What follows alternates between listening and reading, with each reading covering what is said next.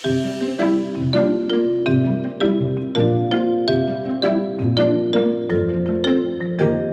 welcome to Transform Gov, the digital government podcast, which is part of the Ireland eGovernment Awards and Leadership Summit. And it's brought to you in association with Accenture. And today I'm in part 2 conversation with our guest. My name, by the way, is Maeve Kneafsey, with Marianne Cassidy from Deeper. And this is part 2 of a fascinating conversation I had with Marianne in part 1.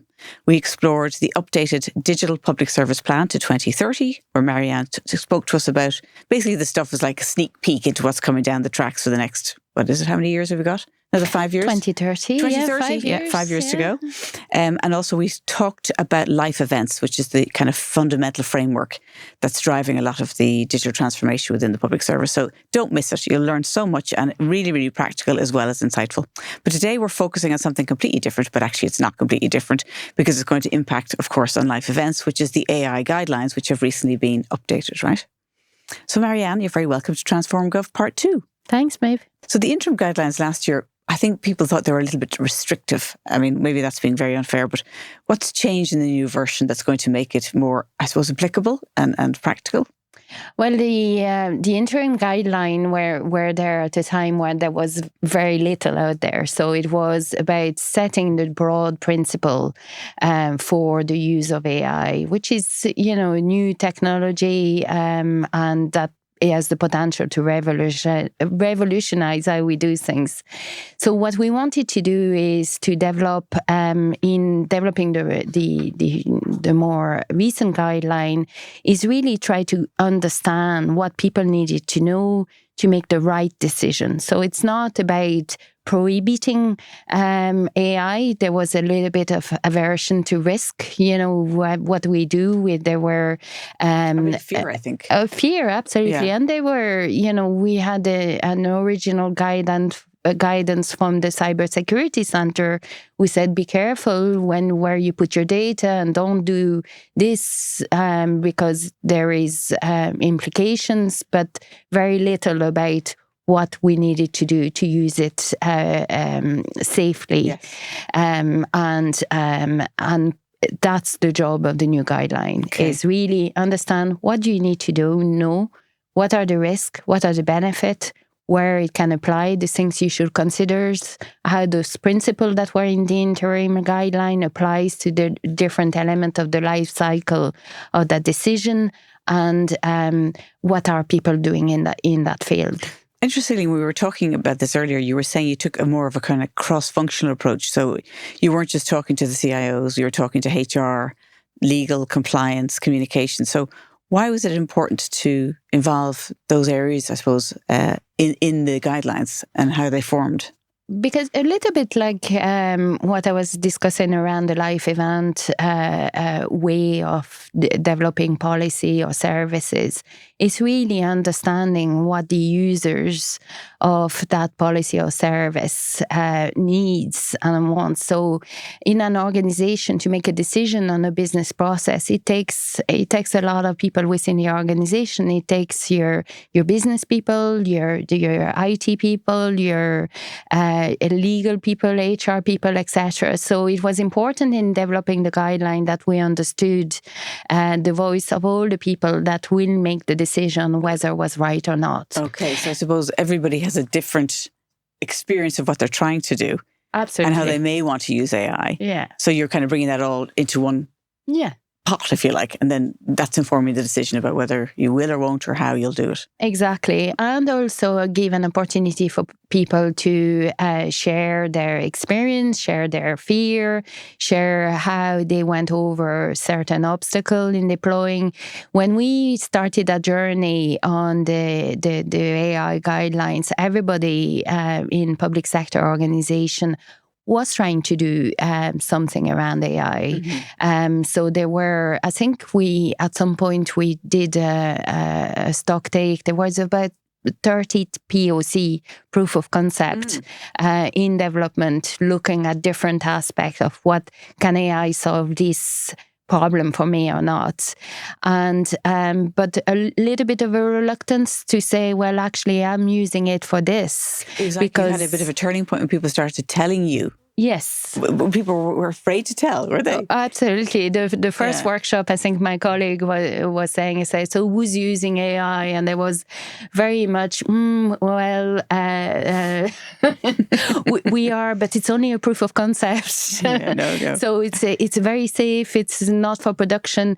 And slowly people realize some organization had gone ahead and had done a lot of work first on their data to be able to use AI. People like Revenue, people like the Department of Agriculture, or the HSE had already started using AI at scale. So even having an organization like this that had gone beyond the proof of concept, that were starting to operationalize it, that were that had done the data protection work behind it, or the data curation, to be able to share their experience with colleague and say, well, that's what we did. And then that allowed us in the guideline to say, well, that's what people need to know. That's when they need to know it, and to map that into the decision framework. And then from there, once you've got all of that and you have the guidelines, you can develop the support in terms of training, learning and development, and to allow business owner and other people within their own organization to apply it. And what kind of examples did you learn? I mean, things, ensuring that there's compliance with the GDPR. What did you learn from the case studies of people's practical implementations of AI that you could pass on then through the framework? Well, the compliance to GDPR doesn't change. You still have, with the use of AI or not, you have a duty to make sure that the data you hold is safe, that it's there only for the purpose that you've collected it. And you also need to let people know, and that's part of the AI Act as well, is to make sure there is a human in the loop, that no decision is made for risky decision, which is a lot of our public service decision will fall within that category, that there is certain safeguards. Yes. So really, the guideline was about reassuring people to say, to do all this. You do that in a non-AI environment. You just need to make sure you understand the technology enough to know that the data is in a place that that it's supposed to be in, as opposed to somewhere else, and to equip your people to understand when to make those, how to make those decisions at their own level. Through the power of cloud, data and AI, Accenture is helping the public sector by blending human ingenuity, technology and a delivery-focused culture to turn their ambitions into action. Be ready for any challenge by adopting a continuous reinvention mindset to deliver human-centric services that adapt and grow with your needs.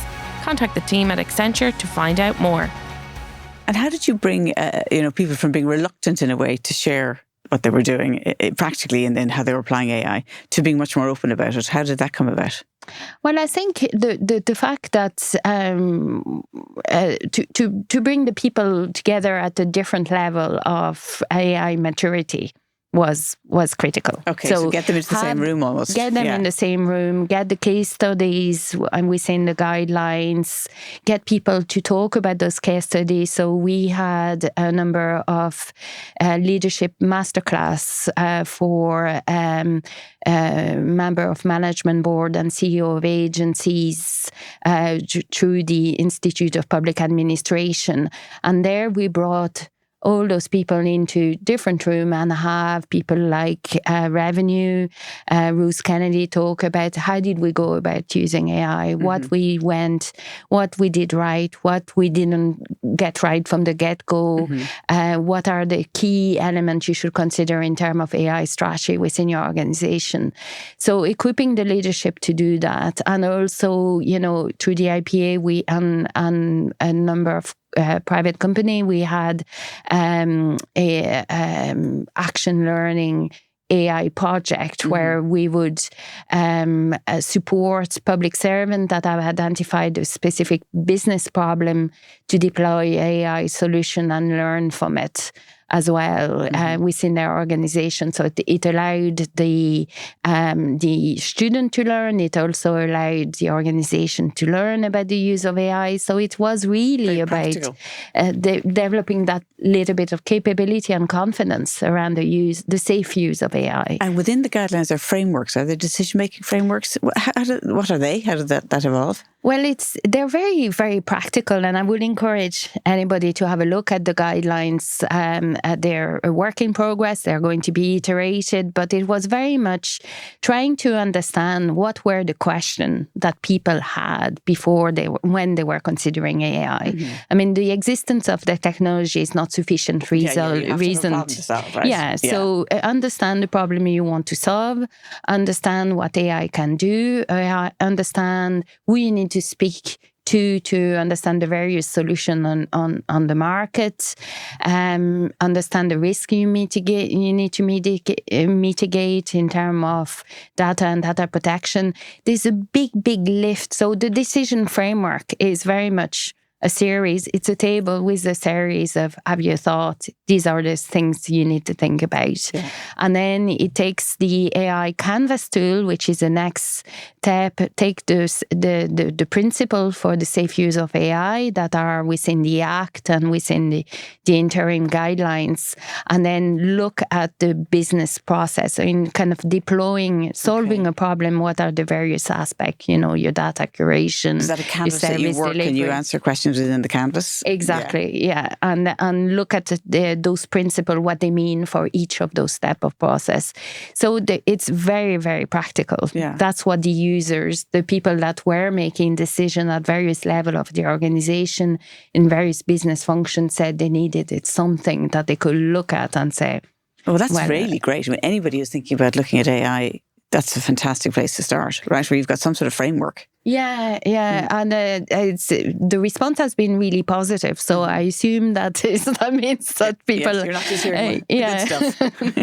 And the learning opportunity through the IPA is there to support the people either through One Learning or through the masterclass. Is really a package of support. Okay. And I mean, the discussion around AI, even in the last year and a half, has shifted. We used to see a lot of parliamentary questions saying, well, are you using AI? Why are you using AI?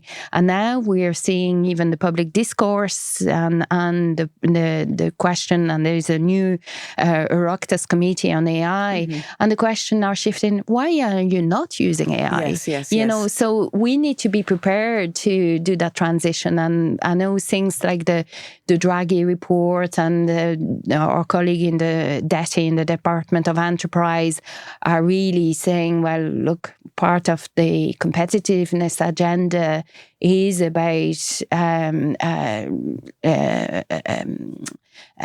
being on top, of that new revolution industry. Yes. So we need to be sit back. Yeah, we need to be ready to embrace it and deploy it safely, effectively, to be part of that new tech revolution as well. So, and it's happened quickly, because when we first started talking, we've only done, what is it now? This is probably number 44 or 45 of this podcast. The conversation with people working in the public sector about AI has completely shifted. Oh, absolutely. From absolute caution to, well, we better figure out where we can take advantage of it, but with a confidence that was not there before.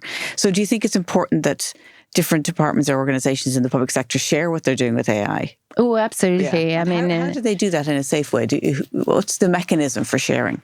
Well, part of the Digital Public Service Plan and the new refresh of the digital AI government strategy is to look exactly at that and say what kind of forum we need to have in place as a government to make sure that we continue to have that ability to share. So we have, from our department for the public service, we have an AI guidance page where people can update their case studies, but the existence of various network and sharing those example of good practices is really important. I mean, that came up big time when I spoke to Sabbath as well, because from the LGMA, because he was saying that, when they did their roadshow going to 31 different authorities, a lot of, not necessarily just around AI, but generally about technology transformation.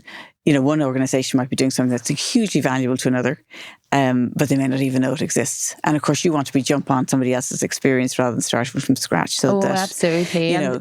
And the closer that that other person or organization is to what you deliver, the more you can relate on how. So making those connections is really, really important. Okay. Well, look, I'm going to have to take a quick break just to tell you a little bit more about an opportunity to network and find out what each other's doing. How convenient is this? So you'll hear a little bit about our award ceremony and the summit, and we'll be back to you in a few minutes.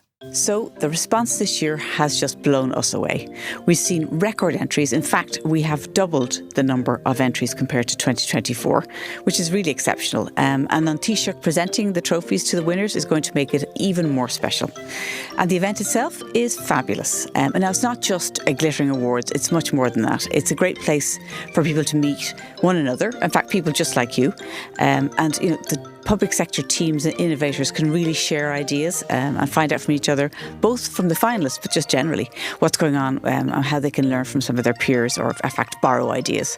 But the countdown's on. It's just 10 weeks now. And of course, if you're hearing this video a little bit later, it could be less than 10 weeks before we're to the event, which is the 18th of September. So make sure you get your tickets and you can go and get those now before it's too late at digitalgovawards.com. And don't forget, there's also the summit. So why a summit? So the idea is that people come in with big ideas and challenges and they get a chance not just to be spoken at, but actually to have really good dialogue and debate. There's a lot of panel discussion and a lot of audience participation focused in on public sector and how they adapt, I suppose, and take advantage of technology that's coming through. In particular, you can imagine the themes are going to be again on AI and its application within the public sector. But we're also looking separately at infrastructure and how technology is going to help us hopefully to accelerate some of the really ambitious plans Ireland has for its infrastructure. So again, I know everybody says this, but places are limited and we do have an early bird, but that is a limited number of places and it will close definitely on the 18th of July. So make sure you get your tickets and we look forward to welcoming you on the 18th of September in O'Reilly Hall, Belfield, Dublin. So we're back. Thank you very much for coming back and listening to myself and Marianne talk about all things AI and the guidelines in particular.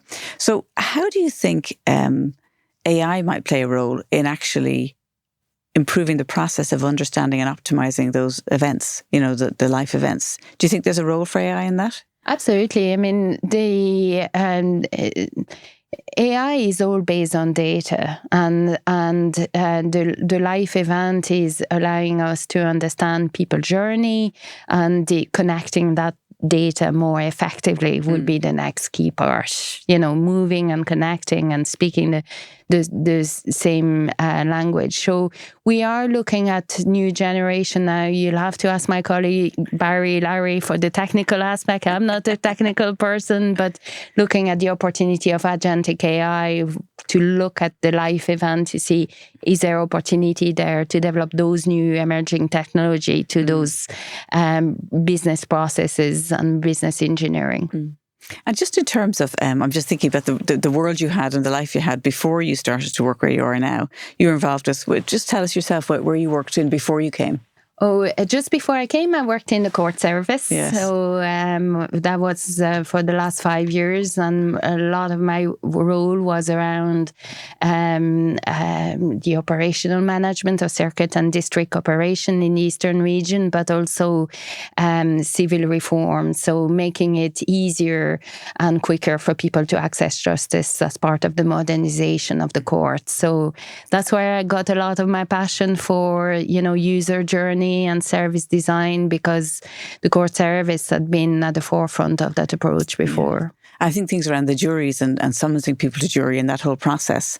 Were you involved in that? Because yes, that was one of my first baby or my fifth, depending on how you look at it. two sets of twins and then the court service.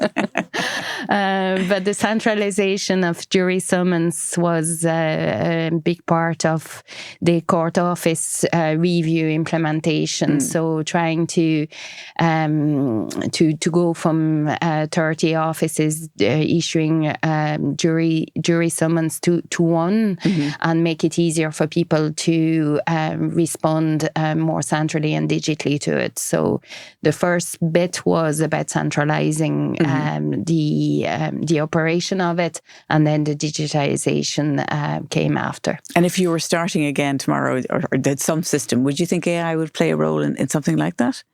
Oh, well, yeah. I mean, AI has the ability to just even in terms of information giving and trying to give very complex information in a very simple way. Tools like ChatGPT and Copilots it's so much easier to summarize really complex information in a simple way. So I remember going from court office to court office to try to understand, as I came as a juror, what information do I need?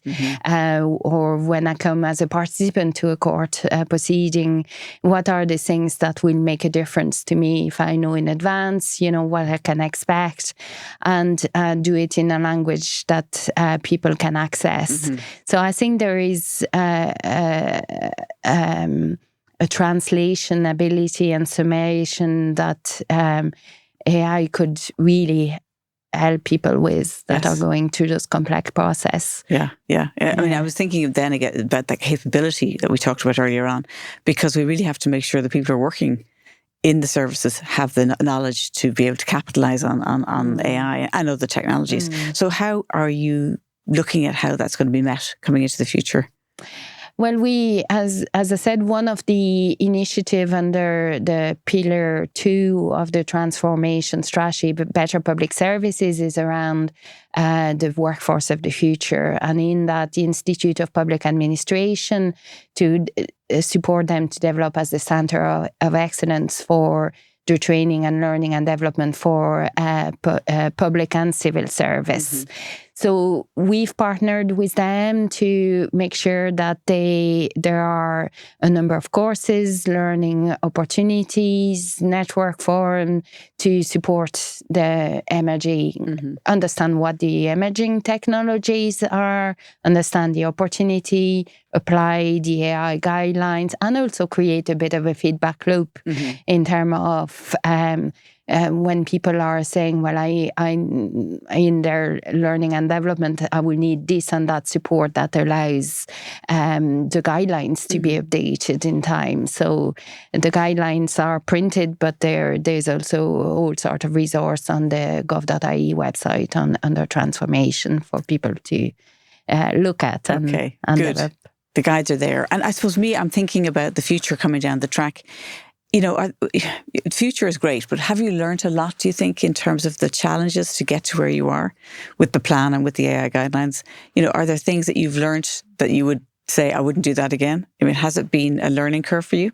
Yeah, well, every day is a learning curve. Because sometimes when we're speaking on the podcast, I feel like we're always talking about, we've got this done, this is what we're going to do next, but it's not that easy. I mean, It's never that easy. No, it's not. I mean, there is any process of change management. It's a little bit of 3 steps forward, 2 backward, one of the side, and some days are easier than other. But generally, once we on the AI guidelines, it was really about pitching them right. And initially we would have gone for more, the high level principle base and, look like a strategy towards AI. And actually when we got into it and we got into the workshop, people were not at the stage where they had everything, all the information to map out a general AI strategy. Then what they needed is some really practical, down-to-earth tool of what I need to think about when I want to develop this particular solution in my organization.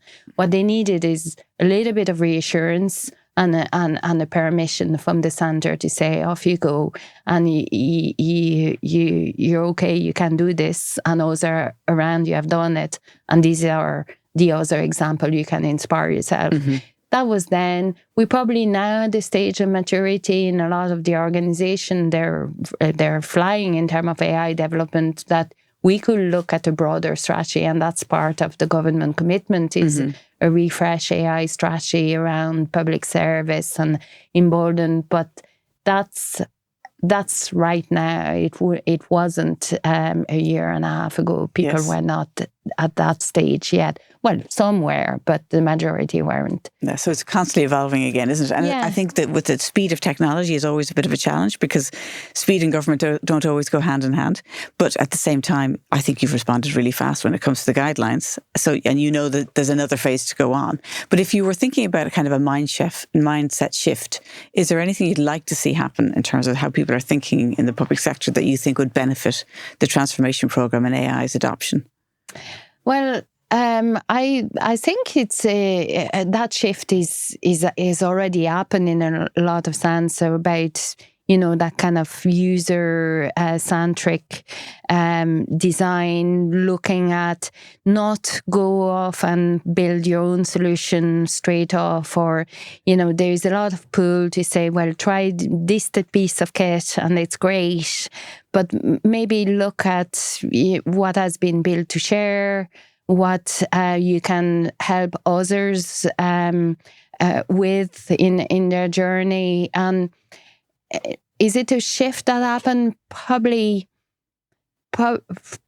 not a huge shift. There is a predisposition from a lot of public servants to think that way, to the collective. But maybe that's something, as we're all very busy and everything is very complex, I think we need to maybe make that the first thing on our thoughts. You know, what has somebody... What's already there. What's already there. I don't need to reinvent. Somebody else had that experience and I can get it from them. Absolutely. Yeah. I suppose when we first started doing a category for the awards, it was a collaboration, cross-agency collaboration. And it's probably, 6 years ago. I think we got 2 entries, and we thought, this is a disaster. And we had to go, going round to departments saying, come on, you must have done some collaboration. Anyway, this year it was probably our biggest entry. So there's a massive shift going on in terms of how people see working together, do work together, and want to work together. So, but Marianne, that's been so interesting. Thank you so much for coming, and we really enjoyed speaking to you. So don't forget, we've got part 1, but also part 2 today was great. So thank you, Marianne. Thank you. Thanks, Maeve. You're very welcome. And before we say goodbye, I have to say thank you to my team here in the studio. So studio manager Peter Rice, video editor Neil Horner, and Lee Brennan, who is on sound and also the videographer. So thank you for listening, and we look forward to seeing you again on Transform Gov.